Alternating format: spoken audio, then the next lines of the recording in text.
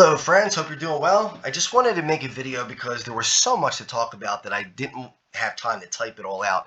So I'm going to make this as brief as I can.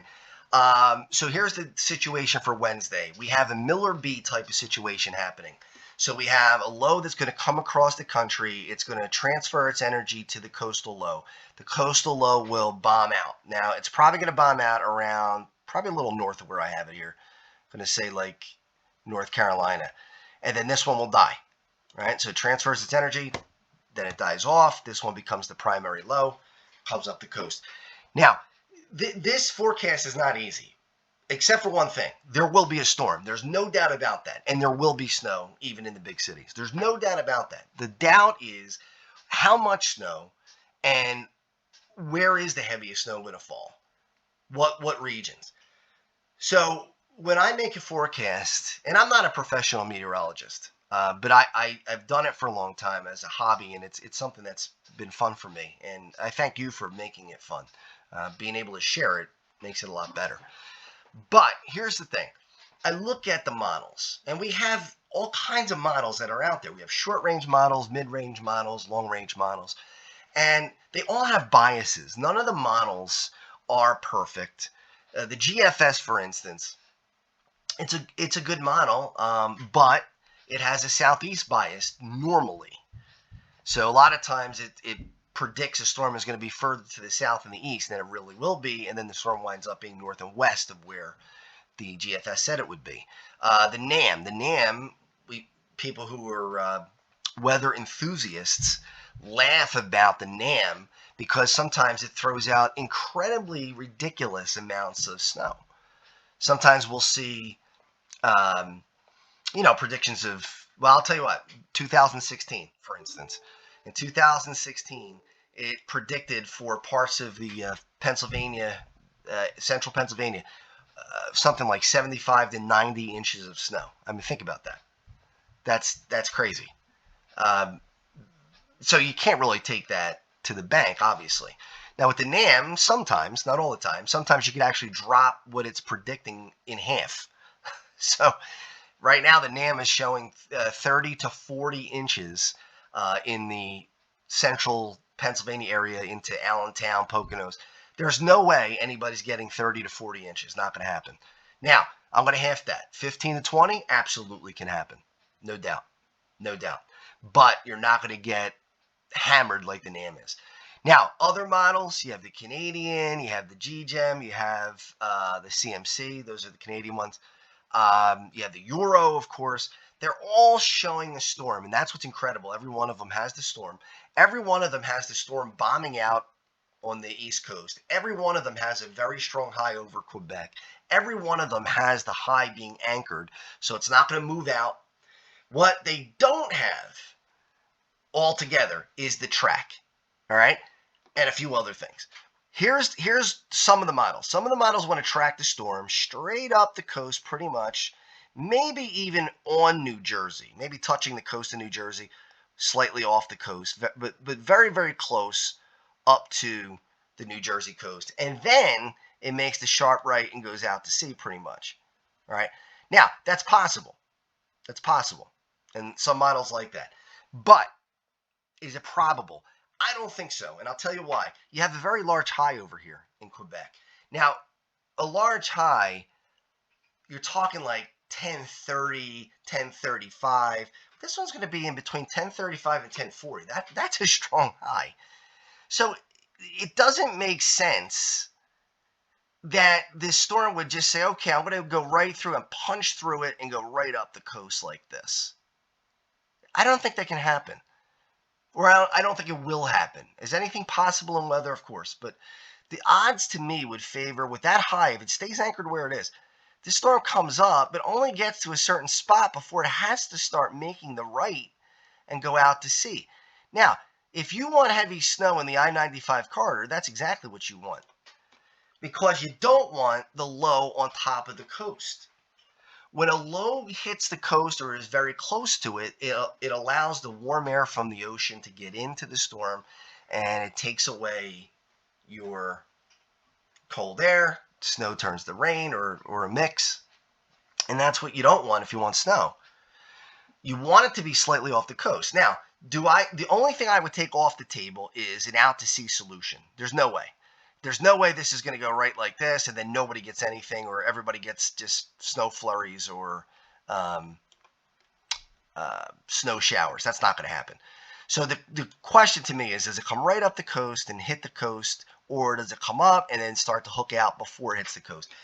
Even though some miles are not showing that, that's where I'm leaning. I think it's going to wind up being off the coast a bit. And that's going to allow the heaviest snow to sink a little bit further south and east. So I believe that we are going to have heavy snow in the cities at some points in time, 2 to 3 inches per hour. There could be thunder snow. Winds will be very heavy. Blizzard-like conditions will happen. Now, will the warm air, the rain snow line, get over the cities, or will it be just to the southeast of the cities? That's where it's tough to tell. It's very, very hard. So I think if you're in Washington and Baltimore, the odds are that you are going to go to mix and possibly plain rain and then back to snow.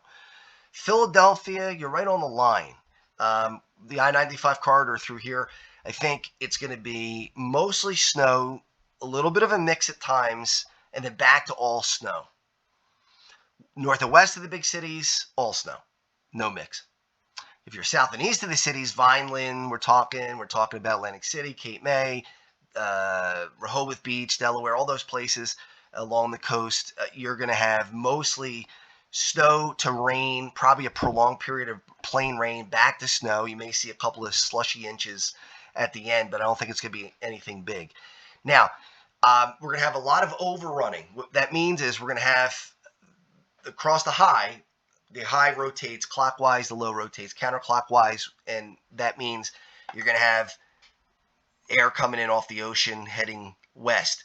Now, what happens is that warm ocean air goes over top of the cold dome, and we have overrunning, which means it starts to snow because you get the warm, moist air over top of the cold, and you get heavy snow.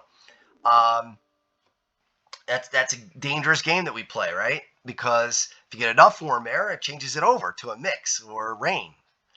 So we're going to see what happens with that. That's why the track is so important.